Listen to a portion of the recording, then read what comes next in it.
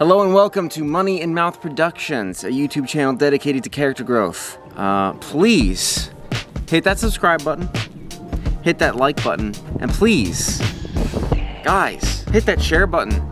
Hit the share button and send this video to someone you think it might help. Guys, it has been another month, an entire month of having done this Money in Mouth Productions shenanigans. A lot has changed. The original intention of these Money in Mouth production episodes are to reflect on the past month, to figure out what my failures were so that I can learn, and what my successes were so that I can also learn and repeat those and, continue on the path of success. So our definition of success is the progressive realization of a worthy ideal. Meaning, success isn't accolades, right? So most people think, oh, I have a lot of money, I have a car, a fancy car, house, whatever. Those are accolades, those are the rewards of success. Success is just showing up every single day, doing everything that you need to do, and slowly improving over time. That is the new definition of success. Let's talk about my failures first of all, because that's how you learn, is through your failures. So the biggest failure, I would say, is the lack of a defined process. So I talked about in the last video how I would just go about things haphazardly, and that's something I've known for a while but haven't really done anything about until recently.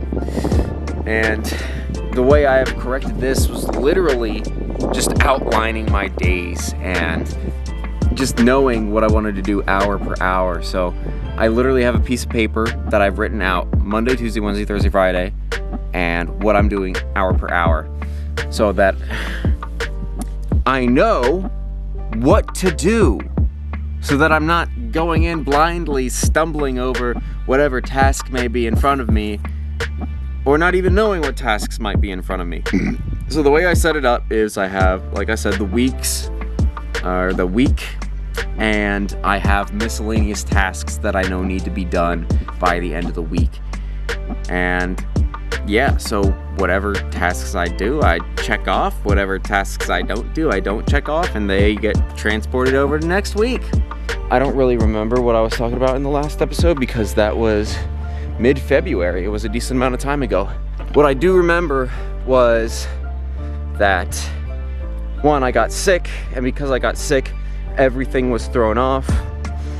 I, at the time, was still waking up at 5:30 in the morning to get to my job, to work out earlier than usual so that the rest of the day would be spent on work. But what ended up happening was I was so exhausted by the time my workout ended that I wouldn't really get a whole lot done. I'd get distracted a lot easier. I was a lot more stressed out than I would have been if I had simply slept in.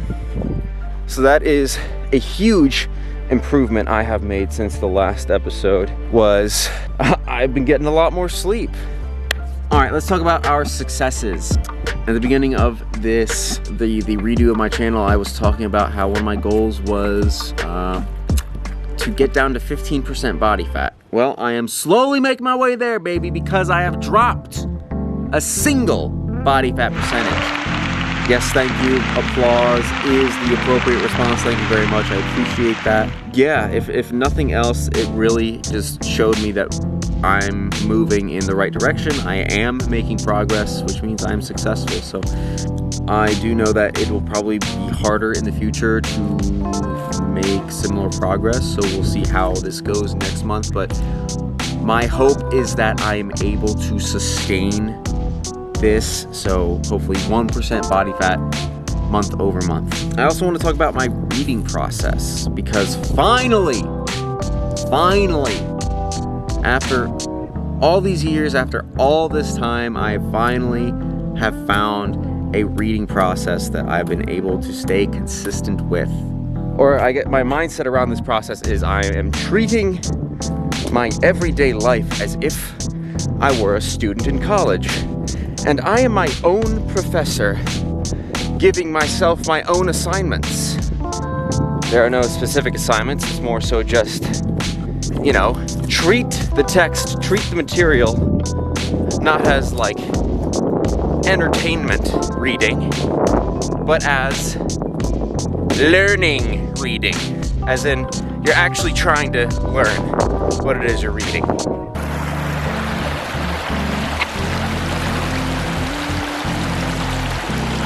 There are 3 books that I have on rotation. So the first book I am reading is a little bit called The Closer's Survival Guide by Grant Cardone. And it is okay. There's definitely some tidbits of really, like, there's some gold nuggets in there. There's some tidbits of good information, but for the most part, he just kind of tends to ramble on and repeat himself over and over and over again, which isn't necessarily a bad thing because repetition is the mother of all learning. I am rereading The 4-Hour Workweek. So I've read part of it before. I'm going through it again, but a little bit less meticulously, so I'm not reading it word for word. And the other book that I'm reading is The Millionaire Fast Lane by M.G. DeMarco, a book also recommended to me by Hamza, as if he personally recommended to me, but that's it. I have those 3 books on rotation, and my goal, so like I was saying, I'm treating it like school. So essentially, I'm not just reading these books. What I would do in the past is I would have these self-improvement books and I would read them and I would enjoy them. But what I would actually learn from them is pretty minuscule because I wasn't being intentional. So I'm taking the time not just to read it, but to take notes and to study it. Like really master the material that I'm trying to learn. Yeah, mastering the book, not just reading it. So that's one thing. So yeah, all in all, March was a pretty good month. I'd say significant improvement over January and February, which were some pretty stressful months. January is stressful. That's my own fault, like I said, from the sleeping situation. But also from the just flying by the seat of my pants aspect of things that really created a lot of unnecessary stress and unnecessary pain. But luckily I have been able to learn from that. I have since been able to create a process that I can now really build upon. However, like looking back on January and February, like I talk a lot with my coworker Isaiah about this. The growth that I have been through this year alone has been unbelievably exponential and substantially more than the entirety of last year, I would say. I have